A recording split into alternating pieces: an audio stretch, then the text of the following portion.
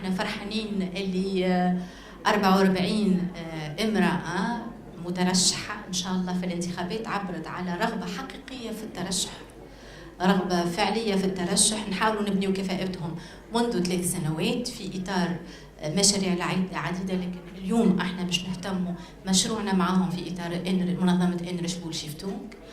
مرحبا زاد بنساء جندوبة اللي كذلك فتحنا المكتب هذا في بداية 2014، لكن شفنا فيه فعلا نساء فاعلات، نساء راغبات فعلا في الترشح، نساء راغبات فعلا في بناء منطقتهم وجهاتهم، واحنا نحاول نبنيو كفاءاتهم ونساعدوهم على بنائها وعلى التقدم وعلى الجرأة في أنهم يترشحوا ويفتكوا مناصبهم في مناطقهم المحلية، وأنهم ما يكونوش فقط مجرد أسماء، بل أسماء مع كفاءة مع مشروع، والمشروع يكون فيه الاقتصاد الأخضر والتنمية المستدامة جزء لا يتجزأ من هذا المشروع في جهاته. مرحبا زاد بنساء تونس الكبرى اللي اليوم 41 امرأة منهم عبروا على رغبة حقيقية زاد في الترشح وجاو من مناطق عديدة في تونس الكبرى، تونس اللي تلمنا الكل. كيف بدينا معاهم منذ 2011، بعضهم كان بداية محتشمة فقط للتدرب، بعضهم بعد تطور ولاحظوا معنا الانتخابات في 2011 و 2014، بعضهم الآخر بدأ يدخل في قائمة انتخابية خاصة الانتخابات البلدية. مرحبا زاد لكن ممكن نرحبوا بهم بالغياب نساء قفصة اللي بدأوا معنا في المشروع سنة 2015 20 امرأة، لكن اليوم ممكن قسم منهم باش يقوم ملاحظة الانتخابات البلدية معنا في مشروع آخر. نحب نقول إلي المشروع هذا في الحقيقة ماهوش مشروع اليوم، هذا آخر نشاط فيه، لكن إن شاء الله يكون متجدد مع نفس المنظمة اللي هي منظمة إنرش بولشيفتونك. مديرتها جديدة اللي كان عندنا مدير آخر وهو مشى رجع إلى مشى في منصب آخر، وعندنا الآن مديرة جديدة. فرحانين لأنها امرأة، لأنها ممكن عندها حس الجندرة وحس المساواة أكثر، وخاصة في المجال السياسي اللي هو المجالات، لأن مش ممكن نحكيو على التنمية وإلا اجتماعية بدون أنها تكون المرأة فاعلة في مناصب سياسية. السيدة هايكي لوشمان، إن شاء الله ما نكونش أخطأت في نطق اسمها.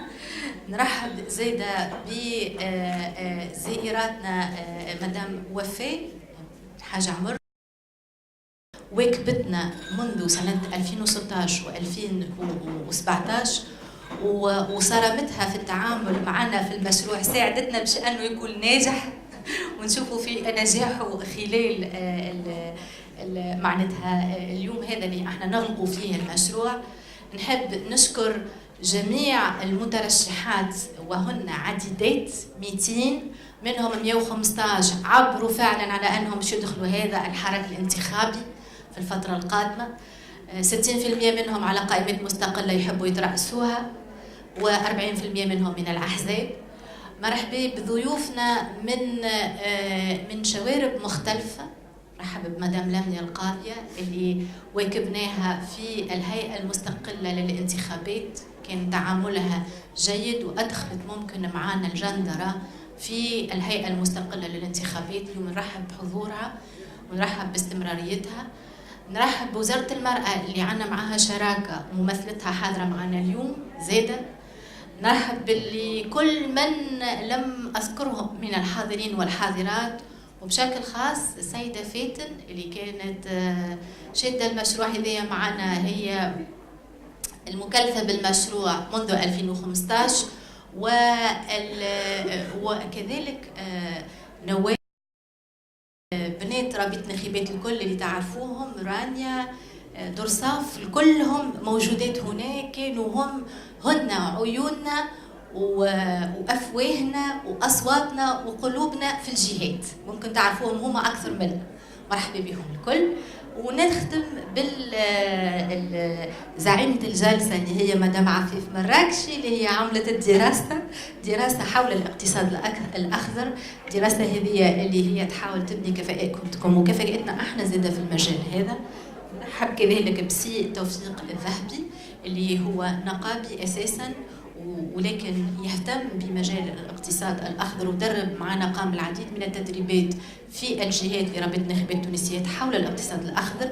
فباش نسمعوا الدراسة، نتائجها، تحدياتها، أهدافها، كيفاش نجم تبني قدراتكم، كيفاش ممكن ندخلوها في الانتخابات المركزية وممكن القوانين الجماعات المحلية القادم، ونشوفوا زي شنو أسس التدريبات اللي يعتمدها ومدى إدخال الجندرة في تدريباته في الاقتصاد الأخضر اللي احنا نركزوا عليه في الجمعية.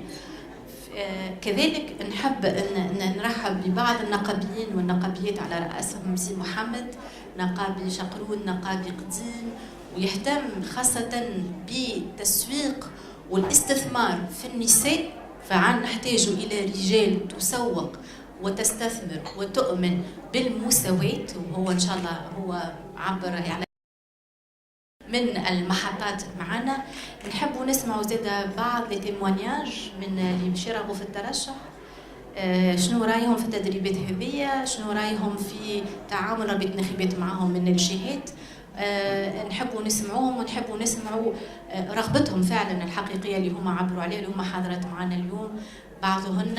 ممكن الترشح ما يهتمش احيانا، خاصه احنا خدمنا مع المجتمع المدني مش فقط في مجال الانتخابات البلديه، بعض المترشحات ممكن مترشحات لمناصب دوليه، لجائزه مهمه للمراه القياديه كما الانسه زينب دو نسمعوها. بعضهم في الاخر في النهايه بدا يفكر في انه باش يترشح القائمه، لكن لقى روحه في مجال اخر، لكن يامن ويحمل ويستبطن هذه الكل. ما نحبش نزيد نطول عليكم، فقط انا اطرت هذا الكل اطرته في اطار ترحيب. كما قلت المشروع هذا درب اكثر من 200 امراه، 115 يوم منهم يعبروا على رغبتهم الحقيقيه في الترشح، 60% منهم يرغبوا باش انهم يعملوا قائمات انتخابيه بلديه يترأسوها. هذه اخر نشاط، اخر دراسه، لكن احنا قمنا بالعديد من الدراسات الاخرى وعرضناها في محطات عديده، مانيش باش نعاود نتكلم عليها، انتم تعرفوها ممكن في التيموانياج. المدام تركيا اللي هي باش تكون الموديراتريس بالنسبه للجلسه هذه، واذا كان عندها مجموعه من الاضافات تتفضل بها، اللي هي في الحقيقه قائمه بدور رئيسي في الرابطه. هي زاده مناضله كبيره، وعرض الدراسه السابق كان زوجها في البلوك وهي كانت معنا، كانت قائمه معناتها برئاسه الجمعيه في هذه الفتره. فنرحب بهالعزيمه. انا خاصه نحب ممكن نخدم الكلمه عندما نمشي في تجمعات دوليه، ديما يقولوا لي vous les femmes tunisiennes، des femmes tunisiennes. Donc on est vers un projet de femmes tunisiennes. ممكن هما حاملات الامل لتونس ان شاء الله جديده ومختلفه، فيها انتخابات بلديه فعلا نخدموا فيها منطقتنا ان شاء الله يا رب. شكرا.